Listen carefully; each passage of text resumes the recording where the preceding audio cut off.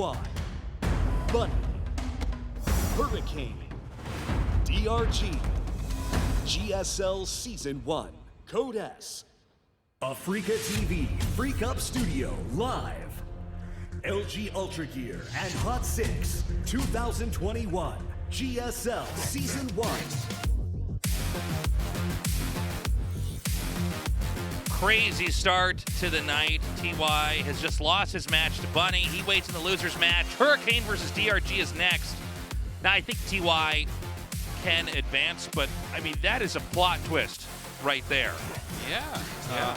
That screws everything up because whoever loses here has potential to knock him out. I actually think Bunny is the easiest match for him. But it's a best of 3. Bunny got a build order win game 2. And, yeah. Actually just played very well game 1, and TY got way behind. Now, what do you think now that Hurricane's wearing Parting's dad's glasses right now? I feel like they're a little bit more Harry Potter-esque, right? Look how big and round they are. That they're good. It's like not only does he see better with his eyes, his hair gets slightly magnified for us as well. It's good. You know what we should do one day is just show up. Oh my God, DRG stole his same glasses. glasses. Okay. Battle of the glasses gamers. Now what would happen if they headbutted each other and those two glasses hit each other exactly evenly? Does all the glass break perfectly? That's a good question. Yeah. These are the important questions to ask.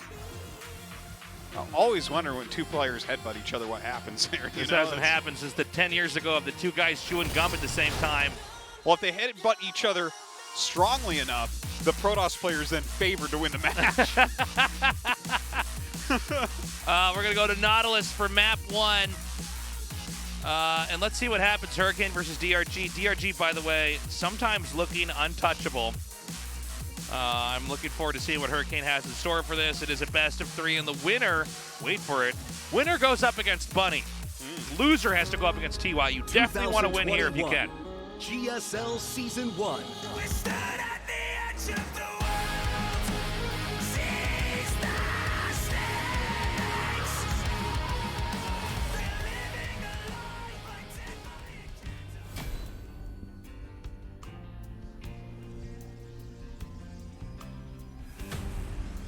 Hurricane.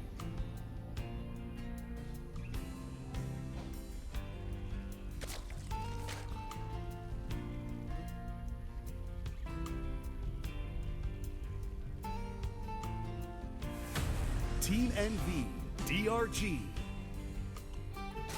Tasteless. These glasses are just so in fashion right now. These giant round glasses. If I get you a pair of those, will you wear them? Yeah, of course. Okay, well, I'm not going to actually get them. You got no, now you got to do it. Look at this guy.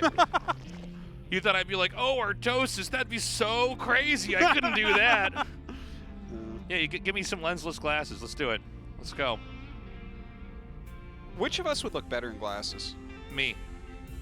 Is that just because you're handsomer than me, or is there like For many another reasons. reason? I think I could pull the glasses off more, Artosis. I think. You think so? Yeah. I think with my beard, I think I'd be hotter with glasses.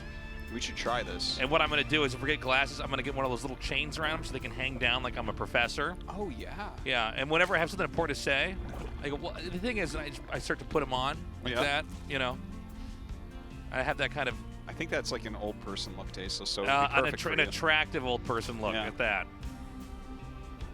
I feel like... I don't know if I would you like with glasses, I can't imagine. Like, I already look so smart. So, like, if I had glasses, people would, like, tune in and be like, no, this guy's a snob. You look frighteningly intelligent, let me tell you.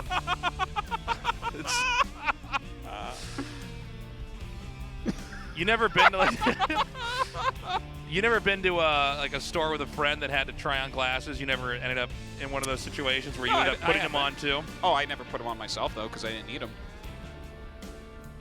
Something only a frighteningly intelligent guy would do. I know that I don't need glasses, so I'm like, why would I do that? Yeah, I'm not sure which ones you'd want to wear. I think not the circular ones like this. I don't no, think those wouldn't compliment you. Yeah. No, I think they'd have to be like the ones that are wide. I think they'd have to have tape in the middle. Tape in the middle? Yeah. But don't know. I think like just some clean like. I think it'd be great if you had a pair of glasses that would match the retainer you wear when you go to sleep. I think we need to get something very Bubble Child-esque for you. Yeah. By the way, Robo build coming out here for Hurricane. A little bit of adept pressure here. Doesn't quite get that first tumor. And this is going to be an immediate Warp Prism here. And one thing about DRG is he's among the most resilient Zergs. Like, things really do just bounce off of him. And occasionally he shuts down any kind of pressure build so bad, it makes it look like you're not supposed to be doing that at all. Yeah. Even though it works against almost every other player out there. Yeah, and I think his ZVP is pretty good right now. Yeah. I don't think it's quite as good as his ZVT, but definitely better than his ZVZ. Yeah, that's important to note. It seems like his ZVZ is lacking a little bit. ZVP, not bad. Yeah, Pretty strong, actually, but ZVT, like, he just doesn't die in. Yeah, and we only have a handful of actual good Zerg pros right now in Korea, and yeah, ZVZ. like I think everyone is favored against him Zerg versus Zerg, which is a little bit of a problem. This is a funny thing because sometimes when you have a certain race that's dominating, really the matchup that you play against that race becomes the most important matchup in the tournament. Like the KSL that we, found out that it was going to be PvP by far the most important to deal with, or there's, days where there's one Terran and nothing but Zerg. So really, if you're a good TVZ as a Terran player, that's all you need to do. TVT, TVP, not important.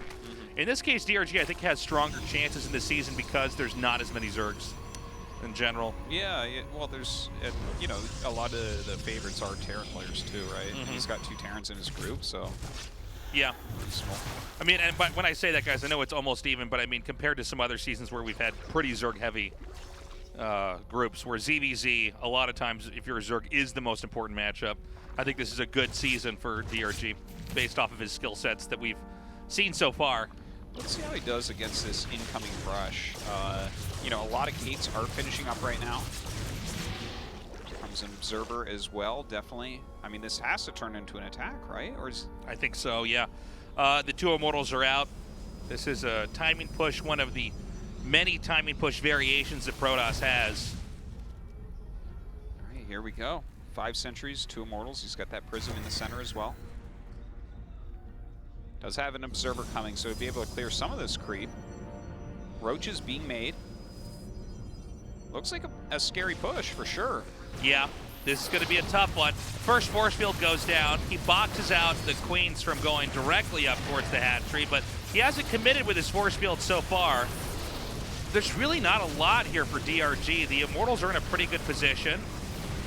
Yeah, DRG just does not have many units. Like, he has 19 lings right now, and that's it. It seems like Hurricane's just going to smash through this. This looks pretty fearsome. I don't think DRG was expecting this. I was talking earlier about how he tends to hold a lot of stuff off. I think this is almost over, man.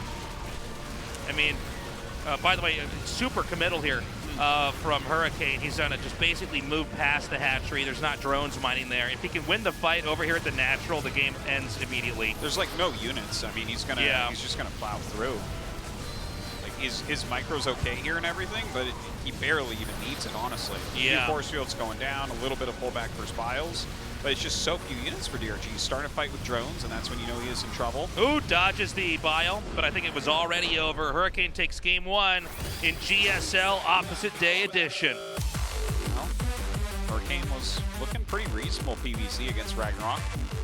Had a lot of different builds.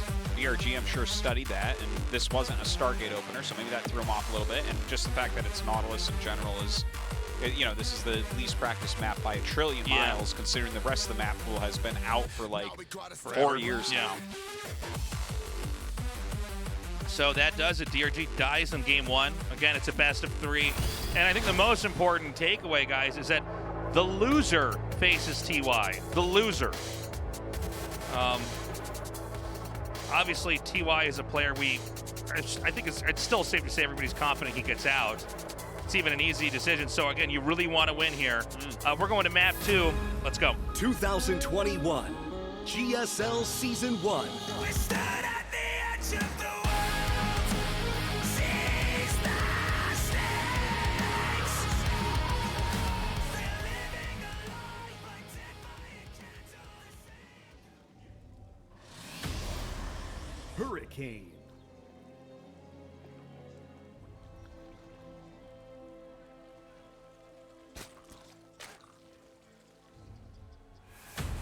Team NV, DRG.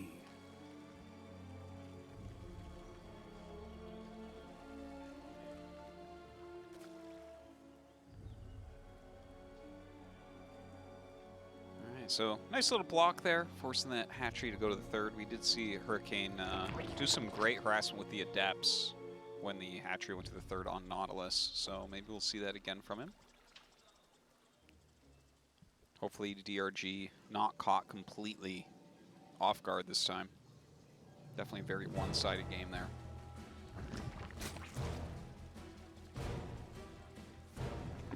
Yeah, let's see what Hurricane does here. That's a very good feeling when a push like that just works. Well, he wasn't droned heavily, had like ready no at all units when it came. Yeah, so that does happen.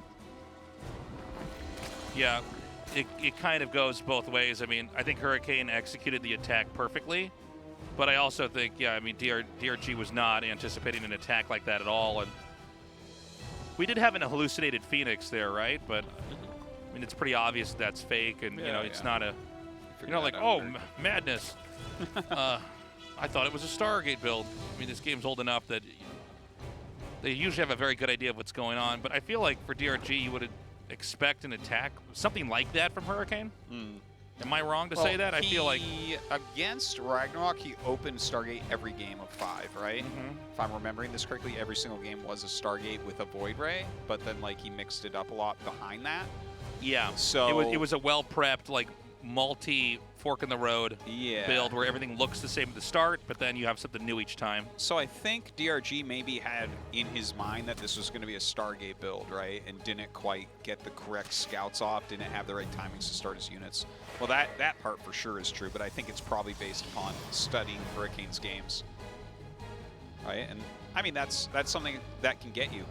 You know, if he was completely caught off guard by one of the builds Hurricane did against Ragnarok, then I'd have to call him out on that and be like, wow, you didn't look at the games? Like, come on, you should have an idea what this is, but this is kind of the reverse of that.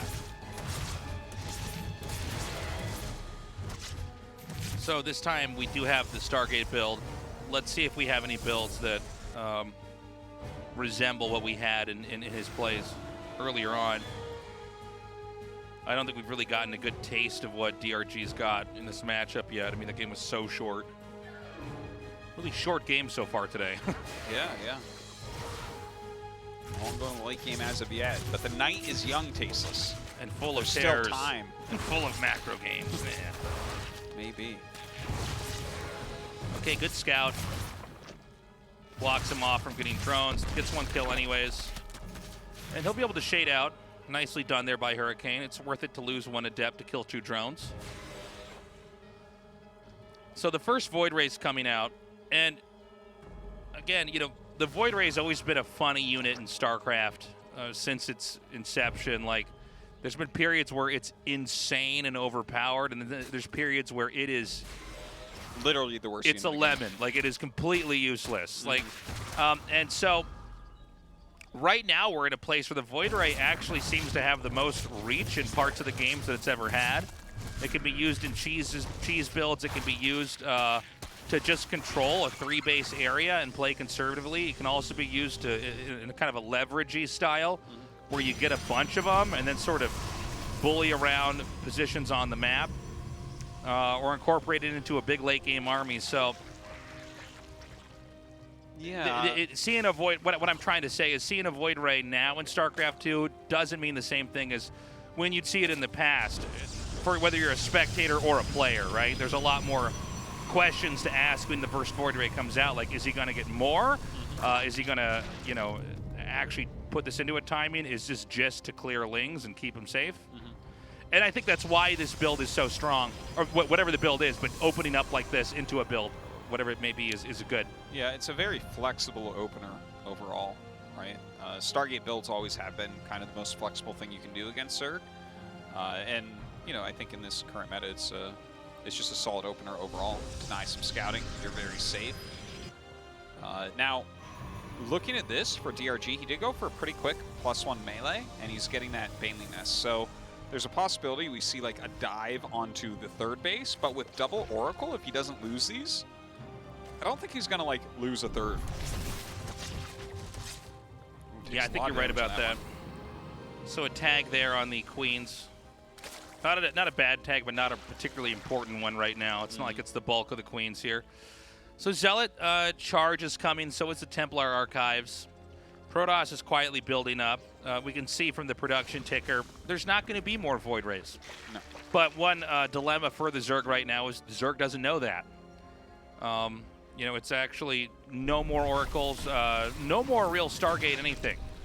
And so instead, it's going to be a build-up into, you know, a Warp Prism push along with the rest of anything that Protoss has tech-wise. I don't believe there's no Immortals, right? Or did he make some and I didn't see? No, I don't think he has an Immortal yet. Yeah. Looks like instead getting some of these sentries out, that charge, +1 and everything. Put a mid-pylon there. Looks like that's something he would base defense around. Maybe throw a shield battery down.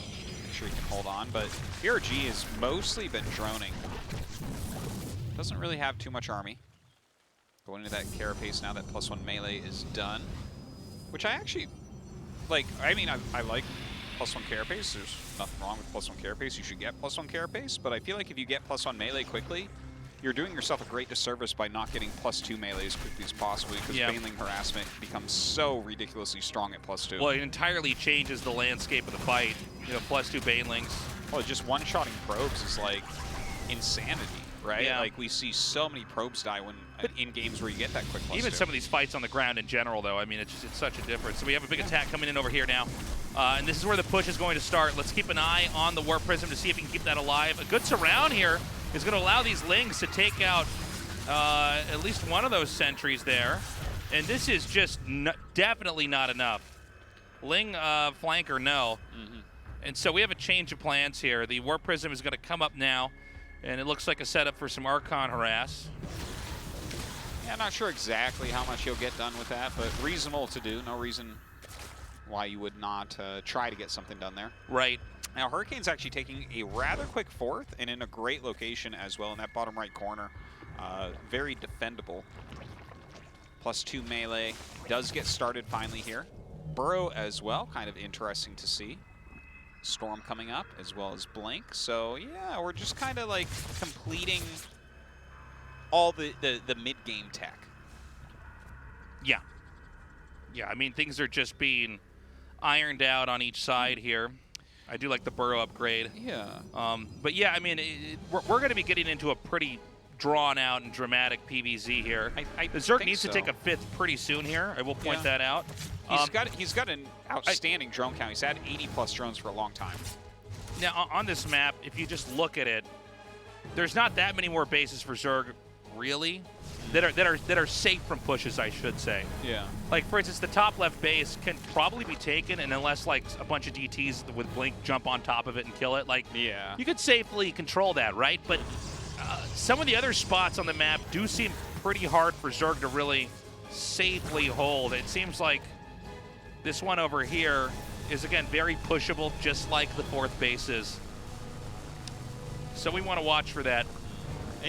DRG, like, I'm actually, like, what he's doing doesn't look like anything in particular.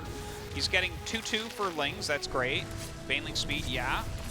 And he's making, like, Ling, Bane, Roach, Ravager, which can be okay. I don't know, it doesn't, like, watching what he's doing, I don't understand what this late mid-game is exactly, you know? Like, he's going to attack, but it shouldn't work.